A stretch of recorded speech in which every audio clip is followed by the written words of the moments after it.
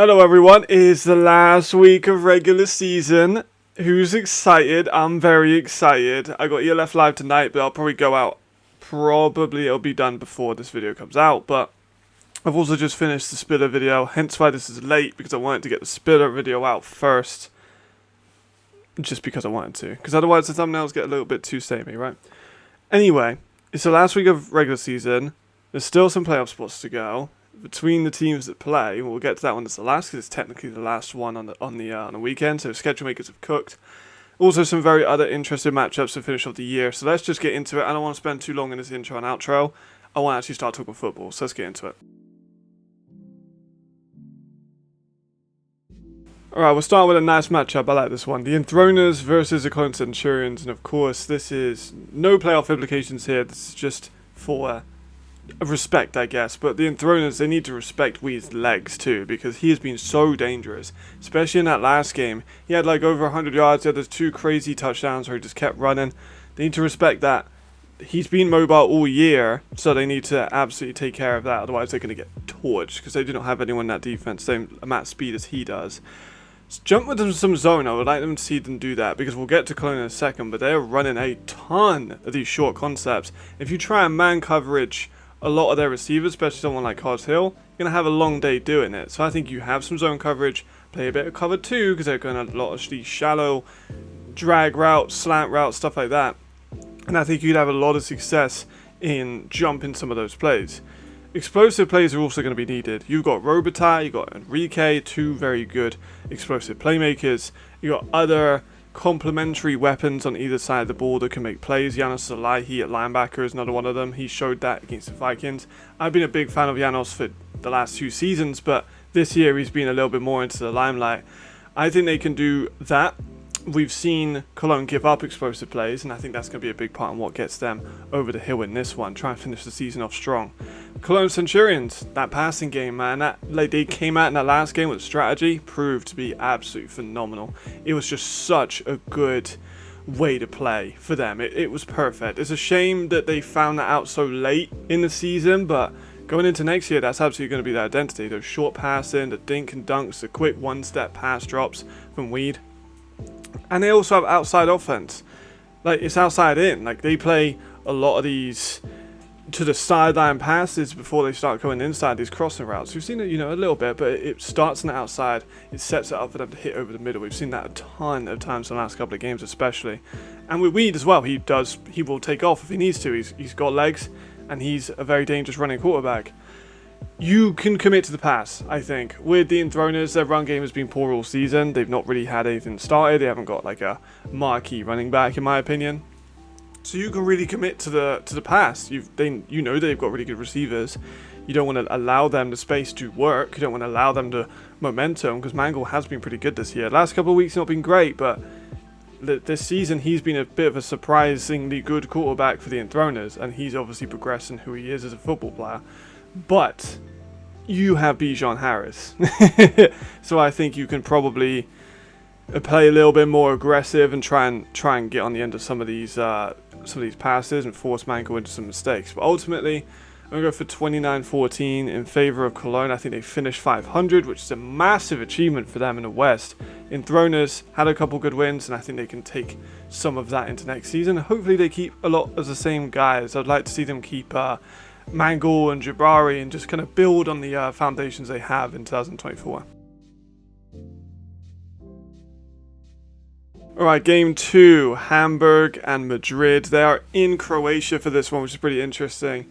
And a lot of people have been saying about the partnership between the ELF and the Croatian League as if they're going to start a Croatian team next season. I don't think that's the case. I think it's the groundwork for a team in the future, which I quite like. I like the idea of more teams in the East and stuff like that. But I just want to touch on that real quick. I don't think we're going to get a Croatian team this year, but the partnership with the league is going to raise the level, and hopefully we'll have a team in the next few years. But that was just my little rant. However, Madrid, speed on the outside. They have Willy, they have Mario, they have Madden, Siestro. Like, they have a bunch, and Edu Perez. They have so many receivers on the outside that have speed.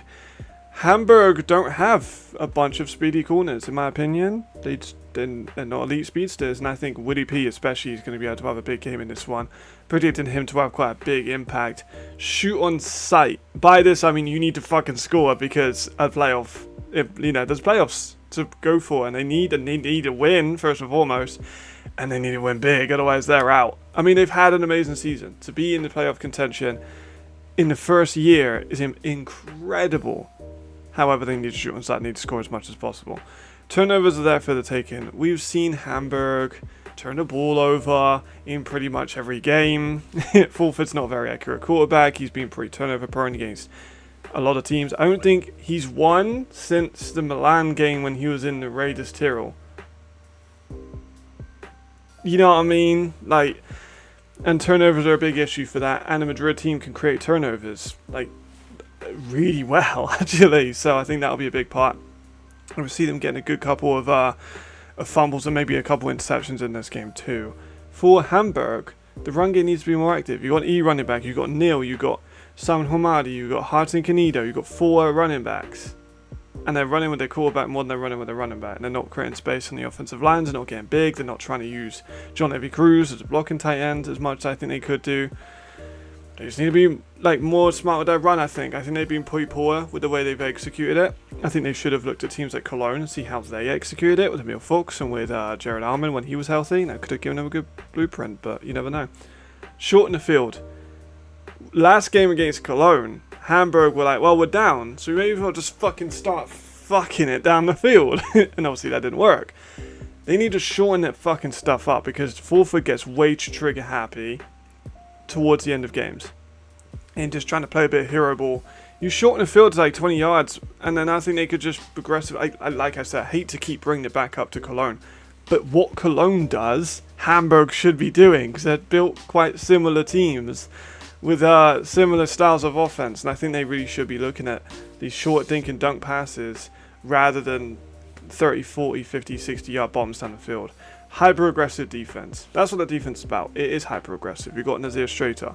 You've got a couple other guys, Zaire Ugapo and Toby Naylor. A couple of these guys are going to come down and punch you in the mouth, right? That's what you want. That's your identity as a defense. It's a good thing. And they need to be a bit more physical, I think. They need to kind of...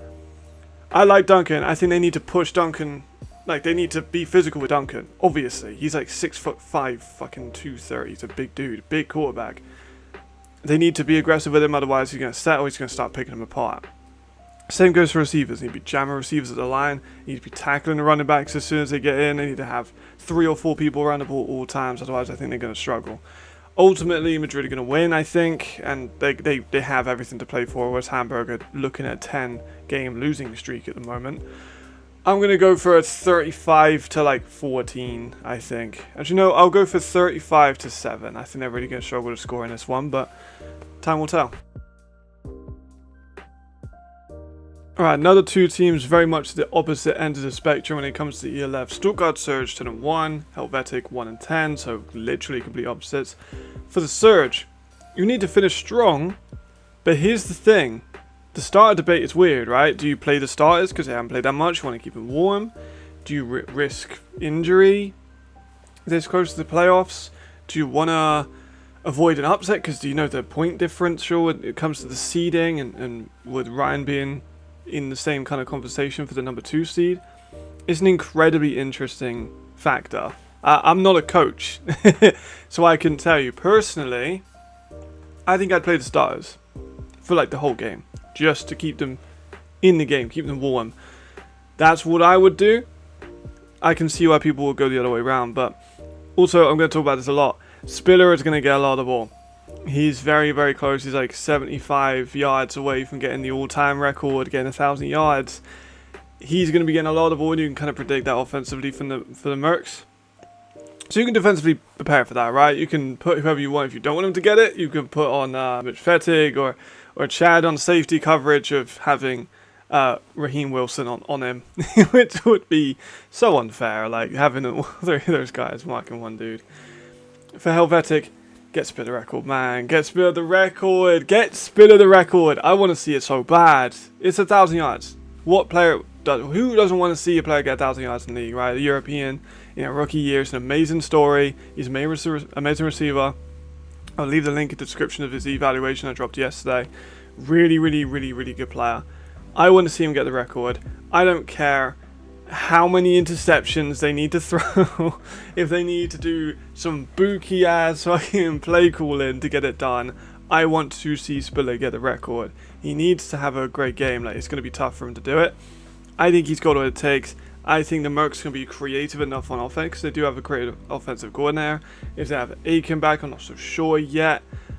Either way, they need to do the record. I'll have nothing else for that. I do think the Surge are going to win 48-21. It's a prediction I've went for. But none of that matters if they get the record, right? The history books will always remember the first ever European receiver to get 1,000 yards being Milan Spiller of the Helvetic Mercenaries. That's what I want to see, personally. But I do think it'll be hard for that to happen, but I'm so looking forward to it. Yeah, I don't think I need to discuss this one much. Barcelona, let's just finish the season and get it over with. Milan really should be winning this. I'm going to go for 28-7. Both of these teams kind of stink. I'm going to be honest. So let's just get this one done and move on to the next season for both of these teams, hopefully. But we'll see how that works out.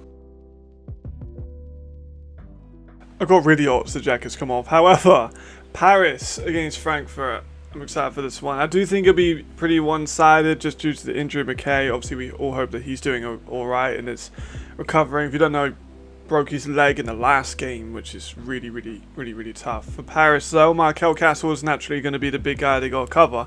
He's only like 30 yards off getting the yards leader for the ELF, and I'm sure he wants that.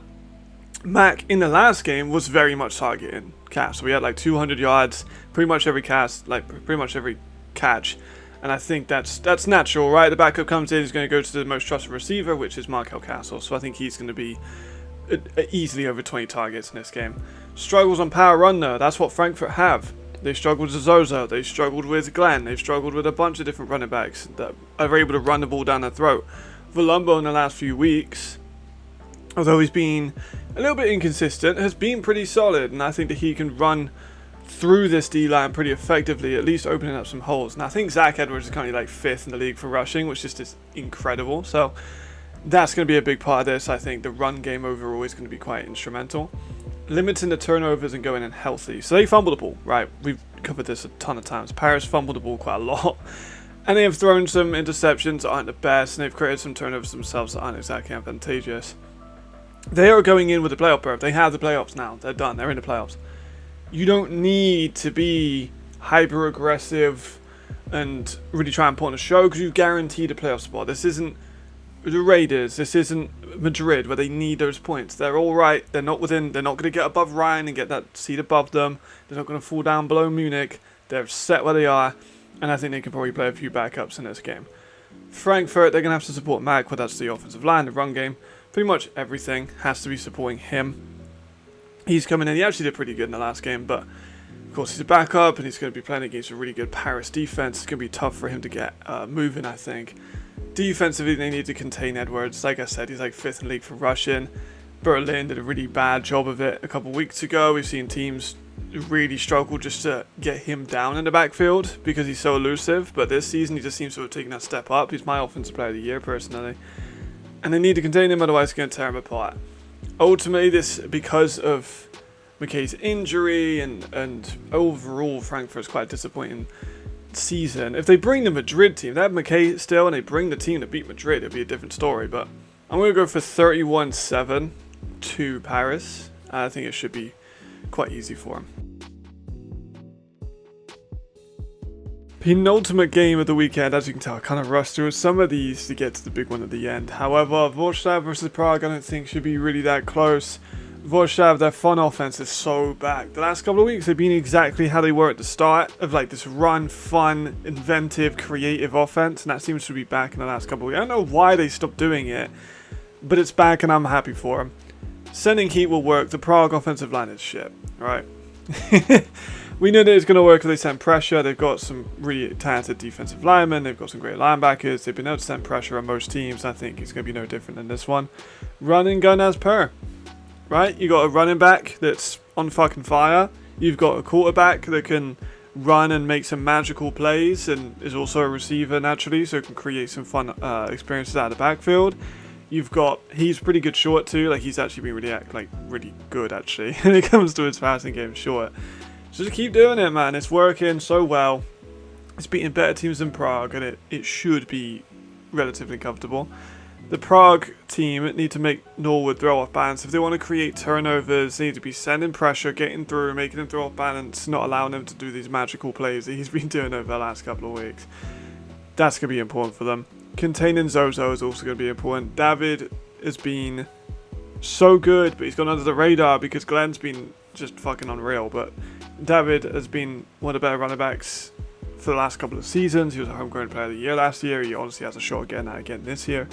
Second in the league for rushing yards.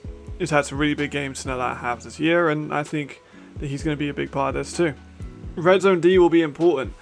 When Vorshav have been in the red zone the last couple of weeks, they've been clinical. Whether that's going to Angelo Botello Moreno, because he's just such a man, he's such a difficult person to cover because he's so big and is a 3-time All-Star, or running these tricky receiver passes and jet sweeps, or just running the ball with Zozo. They have so many options in the red zone that they've been so clinical with, and I think Prague are going to struggle to stop that.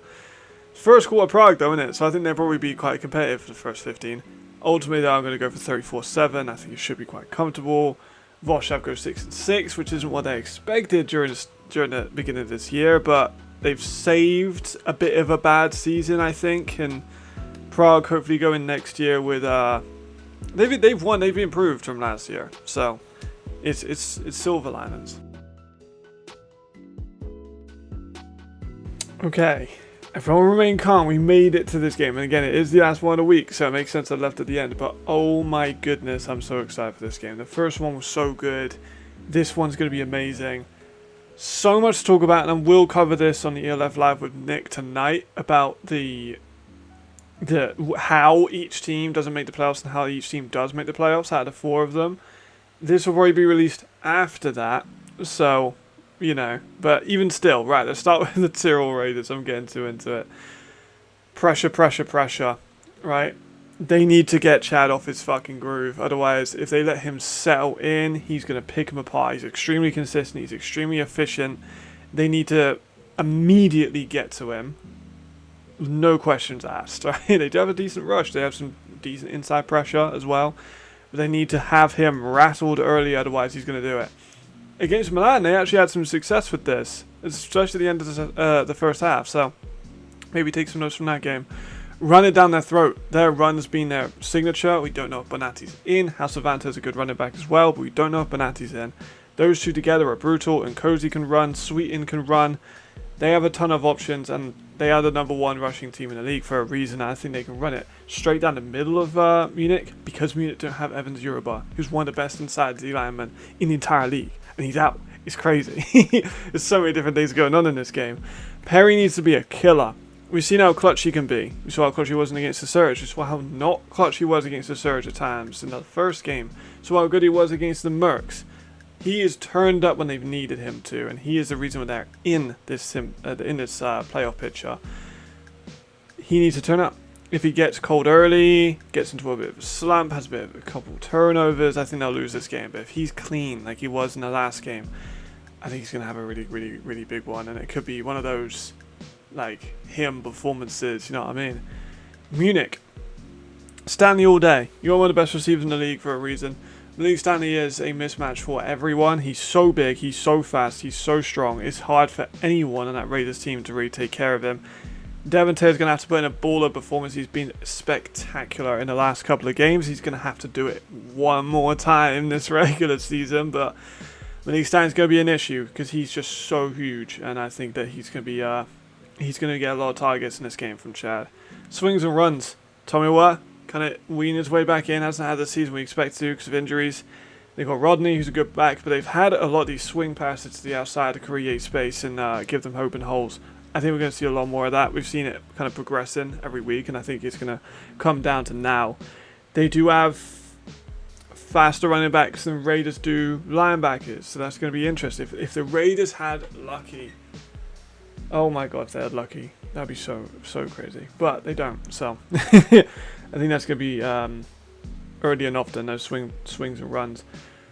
Stopping the run. And then Cozy Clutch. I was just talking about how good their run is and how clutch and Cozy is. They need to stop that fucking stuff ASAP. They need to get to him. They need to create turnovers. They need to be in his face. They need to be closing the pocket. They need to be putting pressure on the inside A's and B's, because that's predominantly where they operate, in the A's and B gaps.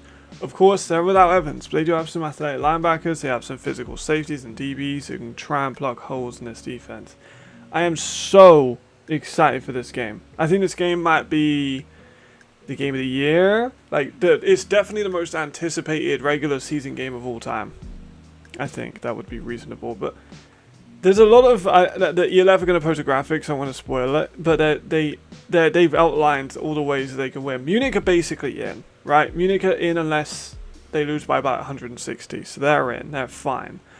The Raiders and the Madrid team are within like 10 points of each other. So if Madrid win, like I'm expecting them to, and the Raiders lose by like 10 or so points, the difference between both teams, Madrid go in, Raiders go out. So this has got some huge implications. It's so close. Even if like they both lose, I think there's still a chance that like point differential is going to have to go to like the next stage down. So there's so much to go through. It's going to be amazing.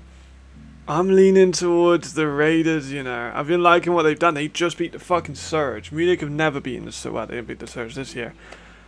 Like, this is huge. I think this is the one. I think this is when Nkosi could cement himself for the Raiders. I've generally been looking for a Sean Shelton replacement. He's not Sean Shelton in terms of style, but in terms of impact, he arguably could be if he makes it into the playoffs. So that's going to be massive, and I'm so excited for this game. I've gone about it for years. I'm going to go for 35-31. I think we get a game-winning Nkosi Perry drive. If we get a game-winning Nkosi Perry drive, I'll be so happy. I'm not a Raiders fan, but... And I was massively wrong. I owe an apology. I said at the start of the year I thought they'd have a slump, and they did for a bit, and then they went straight back up. They've been excellent.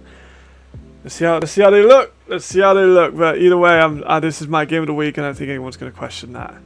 And that is done. Regular season done. This has been so fast. I'm kind of sad. The whole season's done. For week 14, we're going to go into the playoffs soon, and then there's been a couple playoff games, then we have a champion, we have the fourth champion, the ELF, and potentially a new one. The only person we would have as and not a new champion would be Rhine and the Vikings. So interesting. Obviously the Galaxy are out, so we're gonna have a new champion, maybe. You know, that's what I say. If it's possible. So the playoff run's gonna be really entertaining. I'm looking forward to it. Who do you think is going to win? Let me know everything you want to talk about. Go and watch the Spiller video. Go and watch ELF Live tonight. Or if I've already done ELF Live, go and watch ELF Live now. I'll see you next time.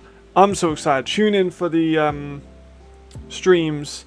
I'm going to be streaming tonight because the NFL Academy play at like fucking midnight. So midnight stream, probably tonight. Fuck yeah. See you later. I'll see you guys next time. Thank you very much. See you later and goodbye.